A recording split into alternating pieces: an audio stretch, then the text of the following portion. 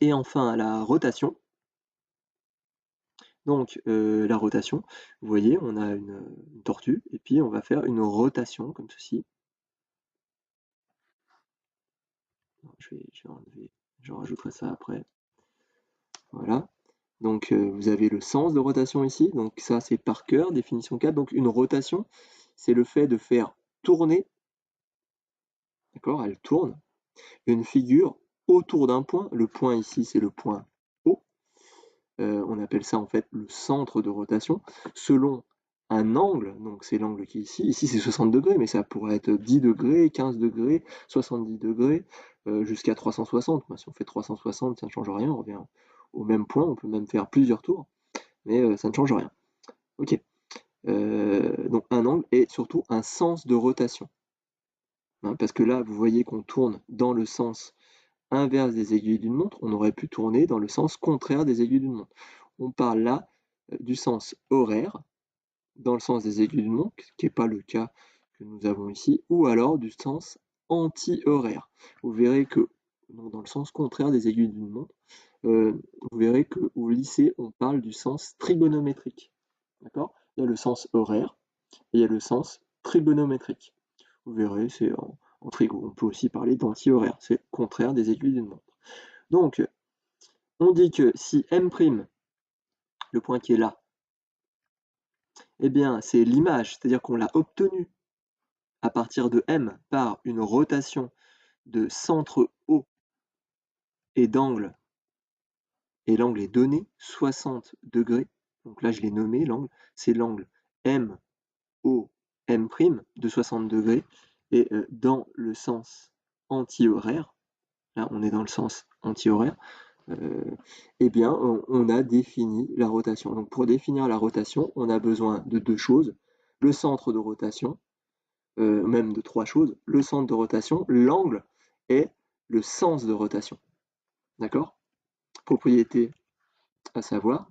Donc, si M' et M, si M' est l'image de M par la rotation de centre O, première chose, d'angle 360 degrés dans le sens inverse des aiguilles d'une montre.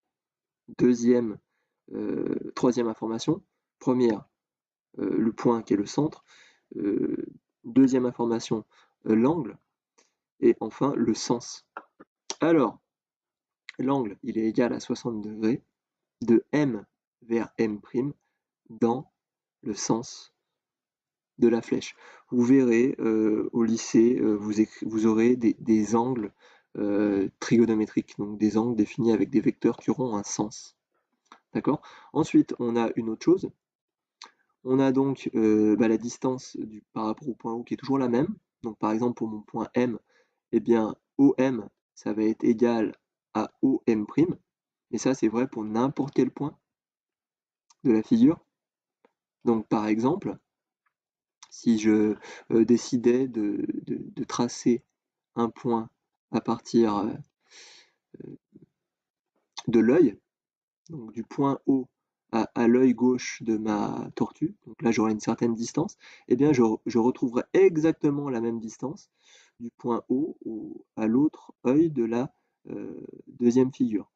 Et donc là pareil, on a la même longueur. Et aussi, on a le même angle. Donc là, on a aussi un angle qui va mesurer 60 degrés. D'accord? Ça marche pour n'importe quel point. Si je prenais, je sais pas, le bas de son menton, ça formerait bien aussi un angle de 60 degrés et en fait, les bas de menton seraient exactement à la même distance du centre de rotation. D'accord? Et donc, le triangle OMM', eh bien, il est isocèle en haut. Ah mince, j'aurais dû. Voilà. Donc là, si je trace mon triangle OMM', et ben c'est un triangle isocèle en haut parce que on a OM et OM' qui sont égaux. Alors là, vous allez me dire que ici, donc triangle isocèle, c'est deux côtés de même longueur, d'accord? Deux côtés de même longueur. Mais là, étant donné que l'angle il vaut 60, eh bien, donc les deux autres angles sont égaux, et si on fait le calcul, on se rend compte qu'ils sont tous les deux égaux à 60 degrés. Donc là, on a un cas particulier avec un angle de 60 degrés, on aura un triangle équilatéral. Mais dans toutes les autres situations, quand c'est pas 60 degrés pour la rotation, on aura un triangle qui sera seulement isocèle et dont le sommet sera le centre de rotation. D'accord? Propriété générale, vous soulignez, une figure et son image par une symétrie, n'importe laquelle, donc symétrie axiale ou symétrie centrale, ou alors par une translation ou une rotation, sont superposables. C'est-à-dire qu'on peut superposer les figures. D'accord? Dans les deux cas, il y a possibilité de les superposer. C'est-à-dire de les mettre les unes sur les autres sans que ça dépasse. Ces transformations, mais ça c'est à savoir absolument, excusez-moi, propriété générale, à savoir absolument. Donc les figures par symétrie, par translation ou rotation, les figures sont nécessairement superposables. On dit que ces transformations, elles conservent, c'est-à-dire qu'elles ne changent pas. Elles ne changent pas les alignements des points, les mesures des angles, les longueurs, et elles ne conservent et aussi donc les aires. D'accord? Ça veut dire que en fait, ma figure n'a pas été déformée. C'est ça que ça signifie. Si on conserve les alignements, les angles et les longueurs et les aires, ça veut dire qu'il n'y a pas de déformation.